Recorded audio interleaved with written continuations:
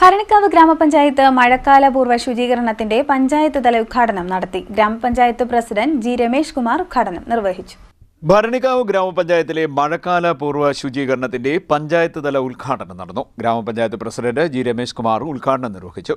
ഗ്രാമപഞ്ചായത്തിൽ മഴക്കാലപൂർവ്വ ശുചീകരണ പ്രവർത്തനങ്ങളുടെ ഭാഗമായിട്ടുള്ള പഞ്ചായത്ത് തല ശുചീകരണ പ്രവർത്തനങ്ങളുടെ ഉദ്ഘാടനമാണ് ഇവിടെ നടക്കുന്നത്.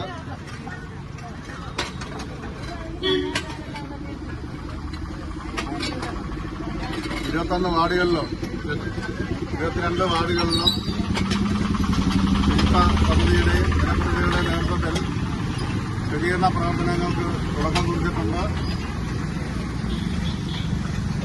കാർഷികാദികളെ തടയുന്നതിന്റെ മുൻകരുതലായിട്ടാണ് ഈ ഒരു പ്രവർത്തനം പഞ്ചായത്ത് ഡിപ്പാർട്ട്മെന്റിൽ കൂടി സംയുക്തമായി ഏറ്റെടുത്തിട്ടുള്ളത്.